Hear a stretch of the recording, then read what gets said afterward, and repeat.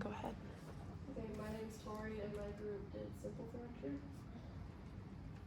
What is a simple fracture? It is a fracture of the bone without damaging any of the surrounding tissues.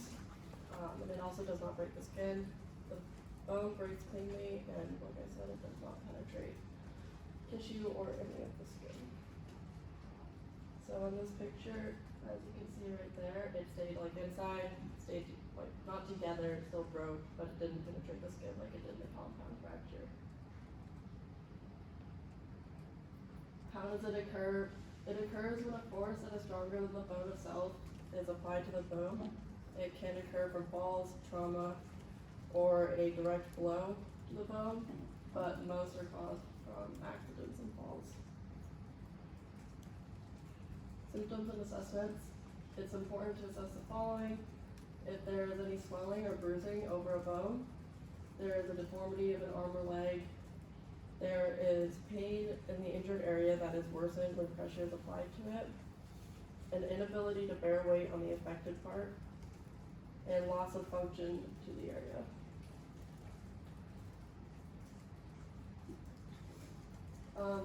This is just a picture of it with the bruising, swelling, deformity, and crepitus, and then another difference between simple and compound fracture.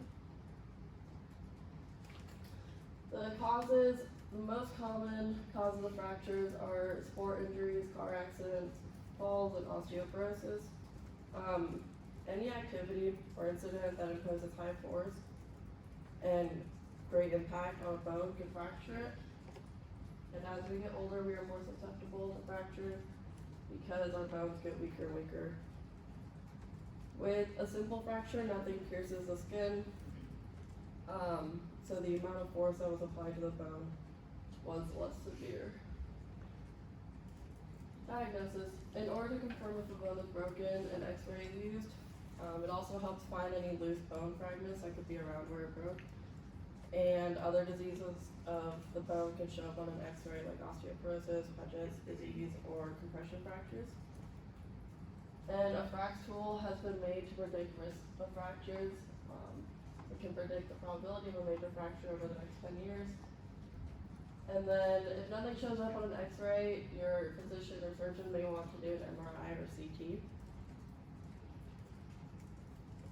For treatment, the fracture will be stabilized with a splint, sling, or wrap for your knee, elbows, or wrist. And then if there's a broken hip or spinal fractures, they'll usually use a pillow to help stabilize it.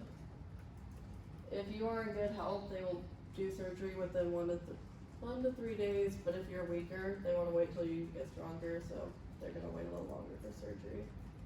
And you'll be given painkillers in the hospital, and possibly sent home with some needed. Prognosis and follow-up. Every person is going to have a different healing experience, and it'll take different amounts of time to heal. They heal pretty well, but this also depends on where the fracture occurred. For example, a fractured finger will take a shorter amount of time to heal than a fractured leg. And then the age of the patient, etc. There's many factors that can play into it. The average healing process is anywhere from 7 to 8 weeks. And whether or not the individual has had proper nutrition can also play a role in the healing time. And then depending on where the fracture is, the patient might have to wear a boot or a cast. If it is severe enough that they will need a cast, and they will need to be seen again in 4 to 8 weeks to make sure it is healing properly and so they can get the cast off. And if the patient fractured something small like a toe, they can just tape dash splint the toe, and they don't really need to come back again unless it starts hurting.